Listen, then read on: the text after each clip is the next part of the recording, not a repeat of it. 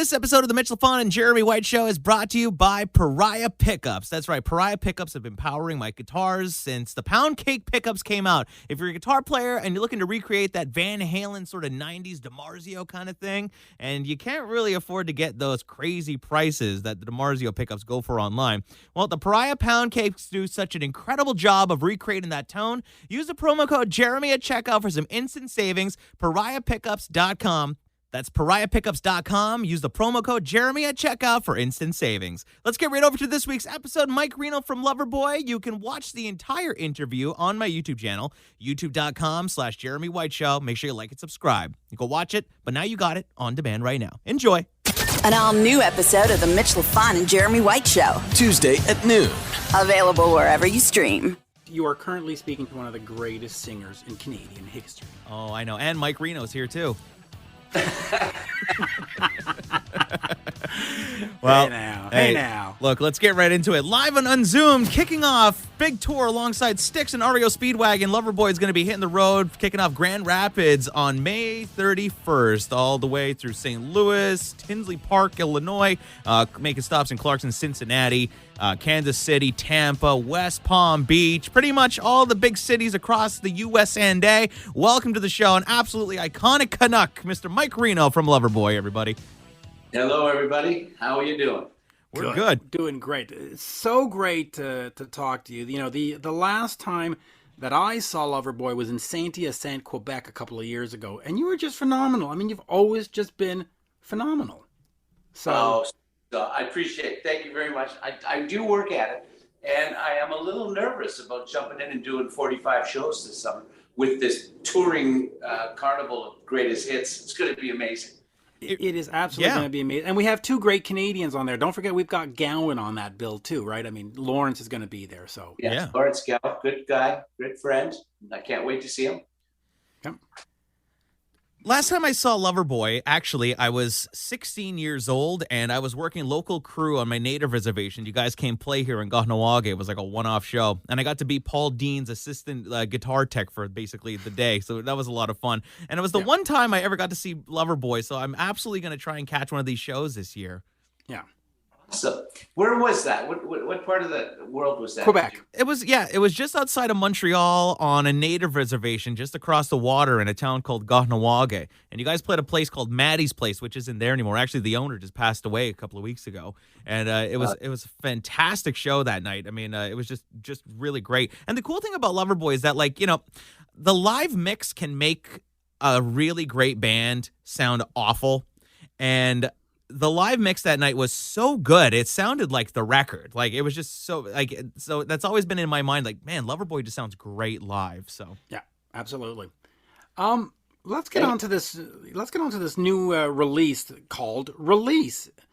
It is a single for now. Is there more coming down the pike? Does this lead to an album or a greatest hits with a couple of bonus tracks? What is the plan for new music with Release, and what's coming next? Well, we're doing singles right now. Okay. Actually, we can't even be in the same room together, really. You know, for a little while, it's been a little nutty, as you know. right. So what we did is we had to record this one all through the internet. Like, Paul and I got together and wrote the song, sang the song. But we sent it off to Doug, our keyboardist. He did the keyboards. Then we sent it off to Maddie, our drummer in North Carolina. He put all the drums on. We sent it to Winnipeg. I mean, this has been a round the horn type thing. But going in the studio is something I'm looking forward to. What I'd like to do is get these guys together back in Little Mountain Sound, where we cut a lot of our great albums. Yeah. And I'd like to get all five of us in the room with a really good engineer and a producer and just kick some butt. I'm looking forward to it. But, you know, we got to wait till everything calms down a little bit. Yeah. It's funny you talk about Little Mountain Studio, and I was just saying how great you guys sound live. I mean, it starts with the songs, and even going back to those records you did with Bruce Fairbairn and Little Mountain Studios, I mean, those records just sound so good. Yeah.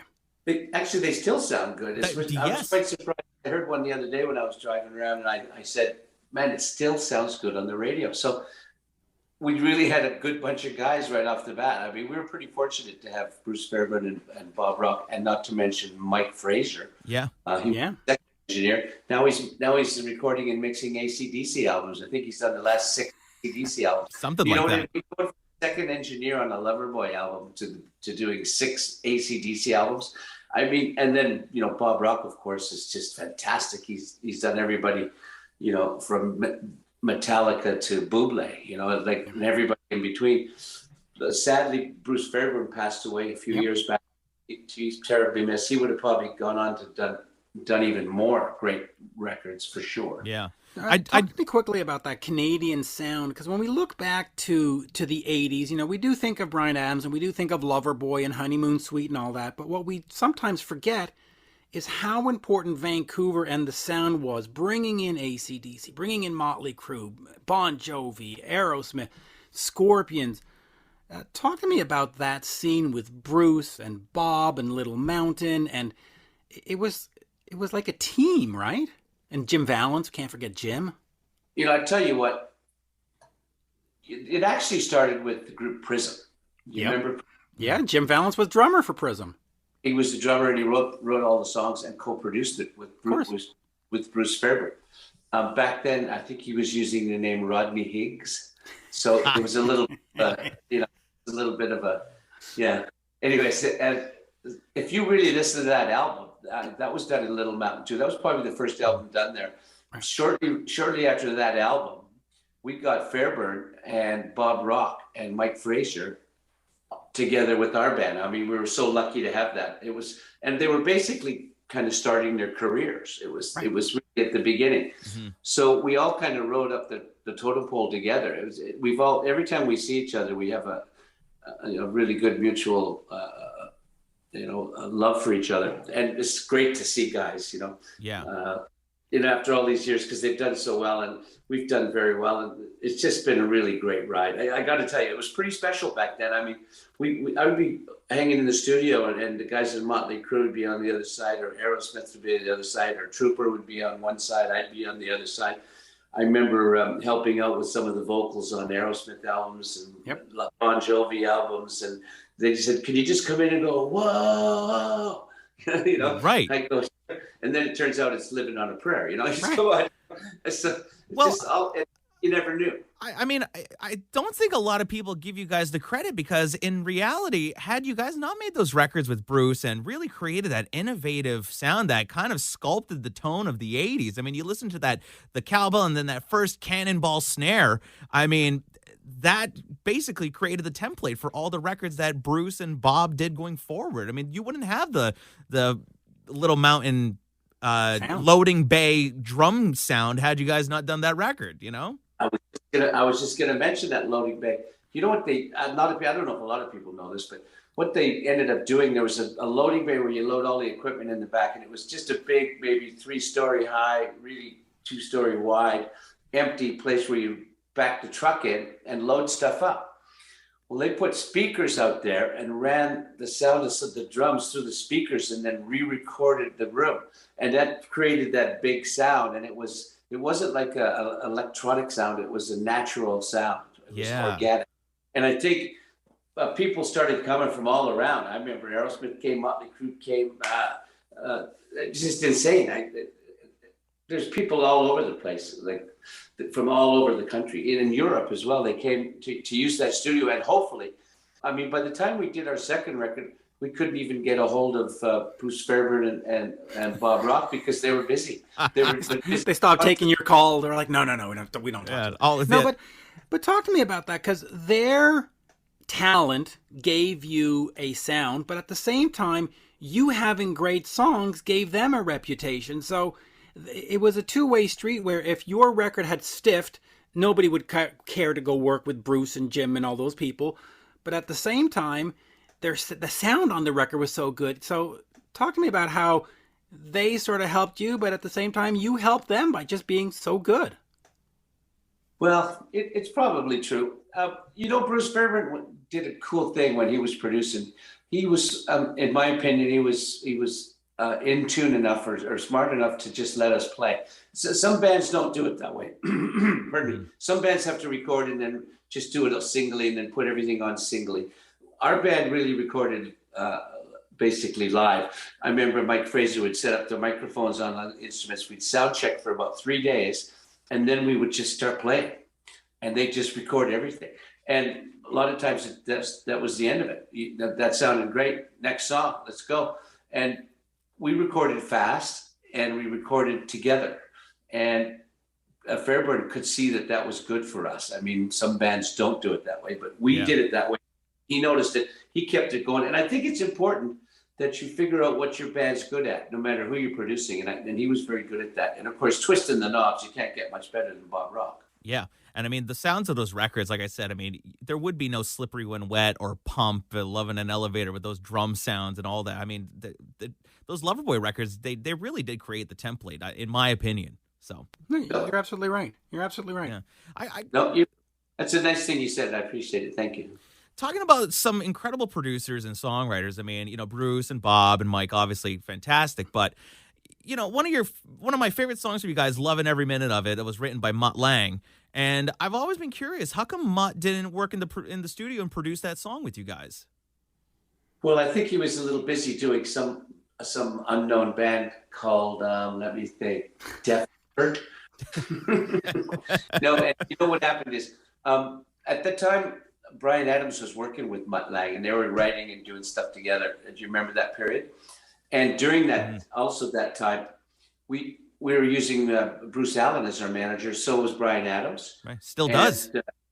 When we actually told Bruce, we think we need one more song, and we're kind of like running out of time in the studio. And he said, well, let me call Mutt Lange. And we kind of just went, you can call Mutt Lange. You know what I mean? It was just this crazy. and this is, And anyways, he called the studio, and he says in his nice English, polite gentleman English accent, said, I've got a song for you. But the only way we could get it quickly was he held the telephone up in his studio. We recorded a little micro cassette, and then we listened to it intensely, and we picked out the parts we're supposed to play, and we went in the studio, we cut the thing.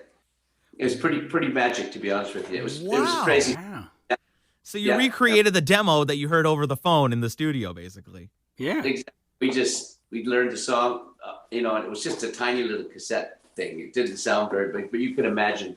And we learned all the parts, and we went in the studio, because back then there was no internet. Right. And that's what you had to do. You couldn't just send a song like you can send it now. So we just had to figure it out on our own. And so that was kind of exciting. Wow. And of course, back then you had the satellite delay on the phones, which was even better. So yeah, right. Yeah.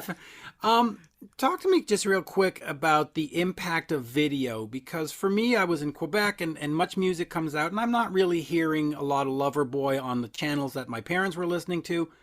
And then Much Music comes out, and it seems as though we've got a steady stream of Honeymoon Suite, Loverboy, Brian. I mean, CanCon just all day long. How impactful was that for you? Because as a fan, that's where I go, oh, I know that band now. And that's how I got to know you, through MTV, or through Much Music, I should say. Well, MTV was the big starter. I think they started first. Of course. When our record company asked us to go to Albany, New York, to the Shrine Auditorium, and we were going to do some filming. Right. That's really all they said. So he said, we're probably going to do it for 3 days. And so we played about 5 or 6 songs. And out of those songs, they sent it to a producer, and they made them into videos. But we didn't even know what they were called back then. Wow. We sent 3 of these videos to MTV the first week they were open. So they immediately played us, put us on a heavy rotation, which, that's really hard to get. But back then, if you've got a 24-hour music cycle and you don't have enough content, then you just play them. It made us like completely, you're faceless. Well, we definitely weren't faceless anymore. And then shortly thereafter, Much Music started, and it was the same thing for Much Music. I think Canada is very proud of the fact that we're Canadian, and we're very proud to be Canadian. So that's great. Much Music, fantastic. Yeah, it really was. You said that you were sort of nameless, faceless. Talk to me a little bit about that, because back in that time, there was a lot of stuff going on with pyro and makeup, and you got Kiss, and you've got all kinds of stuff. Loverboy never really did that. You sort of just came out and said, we got songs. Why didn't you go to gimmicks? It's true, man. You know what? I'm glad you pointed that out. We kind of figured we'd just give them the songs and the energy. And we get the energy back from the crowd. That's kind of still what we do today. Right. We just come on stage and we bang right into it, jump on stage and jump into The Kid Is Hot Tonight right out of the bat. Everybody just goes, holy shit, that's The Kid Is Hot Tonight. Right out. We're not dicking around. And there's no pyro. There's no fancy, dancy lighting system. It's just basically Loverboy playing their songs. And that's kind of what I'm proud of. I really am. Thanks. Well, and I got to say, when I saw you at that time in Santi Ascent a couple of years ago, and I've seen you before, it's amazing how in 75 minutes you just go, that's a top 10 hit, that's a top 10 hit. Oh, look, they figured it out with another top 10 hit. I'm looking at Yeah. It's amazing. All right. How do you look back on your catalog? Are you one of those bands that say, we still haven't written our greatest album, or you just go, you know what? Fuck, we fucking nailed it. I think we nailed it. I really do. There's a point, where you can throw new songs out till the day you die. But for some reason, the magic of the time, the magic of, and just the whole, what was going on at the time, those songs have become part of people's DNA. And it's for real. I mean, they went to high school with them, or whatever school they went to, and they went to university. They got married to some of these songs. Almost Paradise was a big song at weddings. The Kid Is Hot Tonight. They play stuff like at hockey games. They play stuff at football games. Yeah. Everywhere you go, they got them in sitcoms now. They got them in TV commercials. It's just everything is covered, and it's a testament, I think, to good songwriting. But I try to be humble about that. But it is a while back. And I don't think we'll ever have songs as popular as that again. I just think that's just the way it is. That's just the way. Well, and look at Working for the Weekend. It's not just a song; it's part of the vernacular now, where people go, "Oh, it's Wednesday. I'm working for the weekend." It's become a cultural thing. You changed our lexicon, quite frankly. Basically.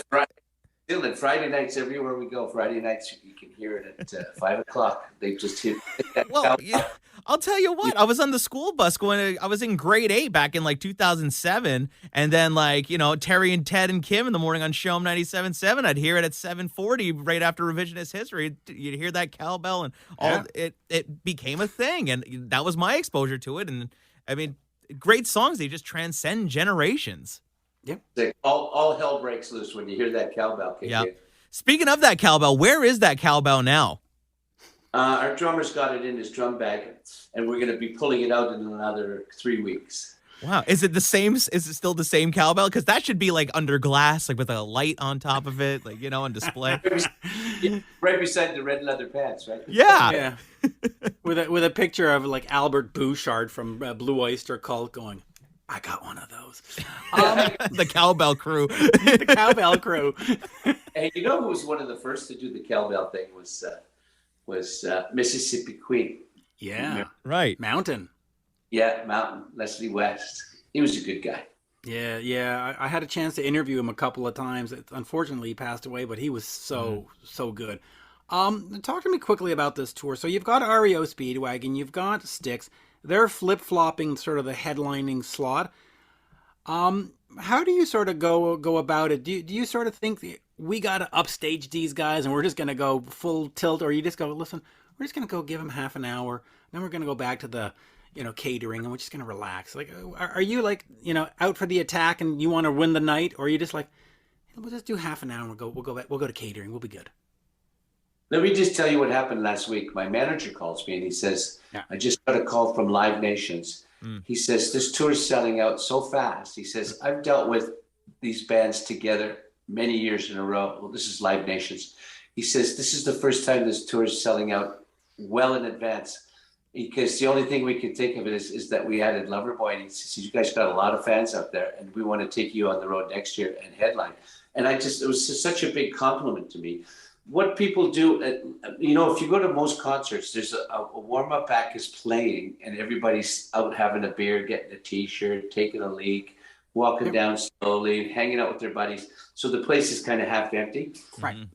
When we went out with Journey a few years ago, the crowds were in their seats right at 7 o'clock. And the promoter came up to us and says, we've never seen that either. So there's all kinds of things we're kind of changing. Yeah. And I can testify to that. We went to that Journey show in Montreal with my wife, and she's always like, we'll just show up at 8 o'clock and we'll go see whatever Bon Jovi. Forget.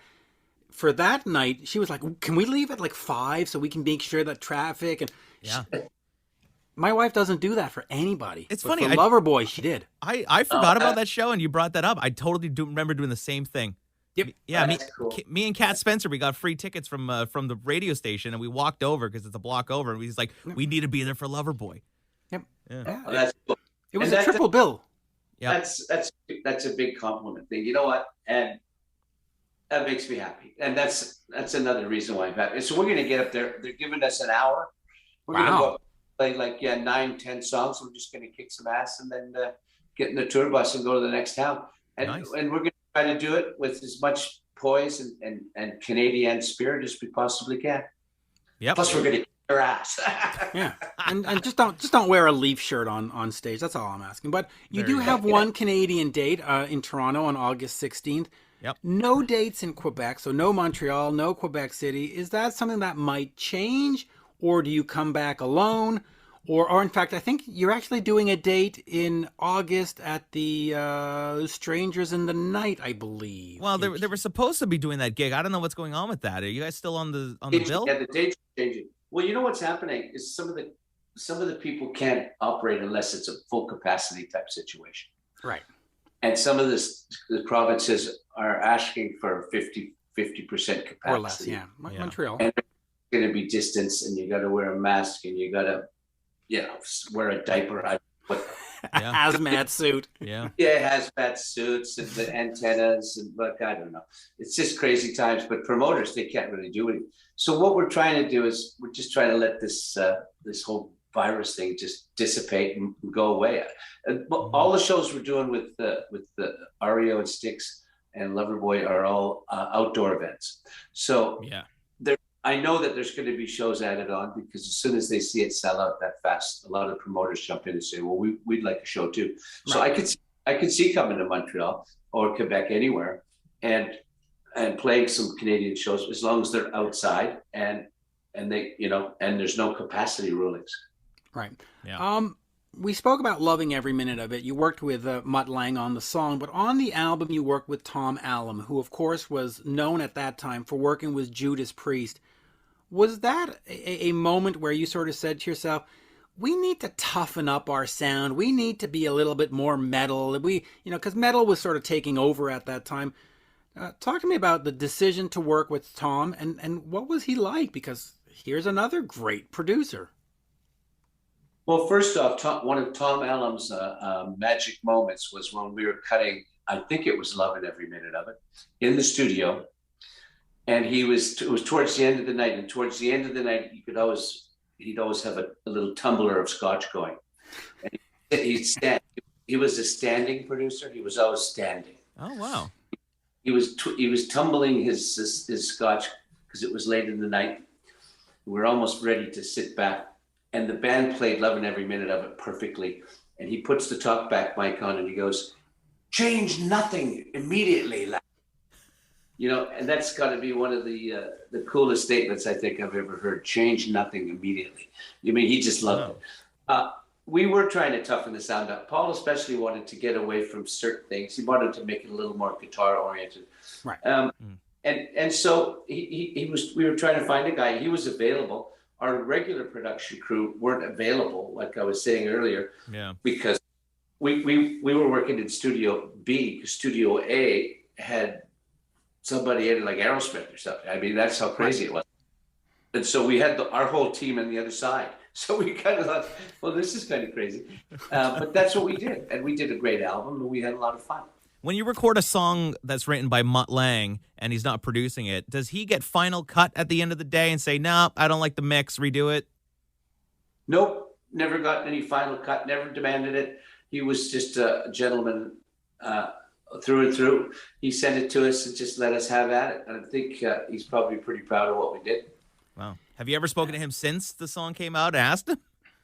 I have not spoken to him. I'm looking forward, a lot of things in my life I'd like to still do. One of them is to meet Mutt Lange. Yeah. Good luck. Yeah. Welcome to the club. And And then I'll start wrapping up on this, but Little Mountain Studio, there are famous pictures of, Jack Blades with Bryan Adams, with Mark LaFrance, and all these people doing these big backing vocals on these albums. Yeah. How involved were you in that? And is that something where you're just sort of hanging out and they say, hey, look, Mike's over there. Mike, come on and sing on Dr. Feelgood, or come and sing on Living on a Prayer like you did. And is it really like a favor thing, or do you get like a session rate for it? They were all favors. They did it for us. We did it for them.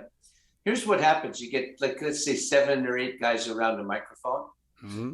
You go, whoa, living on a prayer, or something like that. Right. Now you record that 10 times. That's 80 voices, right? Because you got guys 10 times, and every time it's just a little bit different. So it gives it that big chunky feel like you're in a stadium. Yeah. And I used to do it for them, and they used to do it for me. And sometimes they'd call us down, and sometimes we'd just be hanging out. I remember I looked through the window one time through Studio A. They had an entrance window into their little entrance area, and the singer for The Cult decided to make that his vocal room. So I looked through the thing to see if it was okay to come in, and he's just singing away like crazy, And wow, I think it was Bob Rock was producing The Cult, and that was some of their best music that came out of that studio. I guarantee you that. Yeah, with Mickey Curry on drums. I mean, come on. Absolutely, man. So who's singing on your albums? Because we know Lou Graham's on Bryan Adams' record, and we know Jack Blades and Bryan Adams are on Motley Crue's record. And so who's on your record? I mean, is Nikki Sixx or Vince Neil or like who? Do you have any clue? Is there any secrets? secrets? I think we probably had. Geez, boy, I can't even remember. Probably had Mark LaFrance and all the guys in the band, and Mark LaFrance, who's a drummer in Canada, is on all of these recordings because he was he was the Mountain Studio rat guy, And these guys used to come in and do it for nothing, just because we're friends, and we do it for them. For us. I'm trying to think who was on our record. Now it goes back a ways, so I'd have to really think it through. Well, in the early 80s, when Bryan Adams was doing Reckless and Cuts Like a Knife, he had Lou Graham next door, and Lou Graham came in. So I guess around the same time when you were doing Get Lucky and stuff, was Lou around doing stuff for you back? I didn't see Lou, but we were pretty intense into staying in our room and finishing the project up. That's back when studio time was very, very expensive. It's kind of changed a bit now because everybody's recording everywhere. But back in those days, it was like $3,000 a day. So you really wanted to get your stuff done fast. You could go through a lot of money very quickly. Wow. And then you learn what recoupment costs are, and you go, what? We need to sell 6 million records to pay for the catering? Oh okay. Oh, my Lord. Well, listen, the big tour kicking off at the end of May. Grand Rapids, the first date. Basically, you're not going to get a better tour than this summer. It's just a tour of nothing but #1 hits, man. Pretty much hitting every city across the U.S. We got the Toronto gig as well at the Budweiser stage. Make sure you go to Ticketmaster.ca to get your tickets for that. Thanks a lot, Mike. This was fantastic. Hopefully we'll get to see you on the road this summer. An all-new episode of The Mitch Lafon and Jeremy White Show. Tuesday at noon. Available wherever you stream.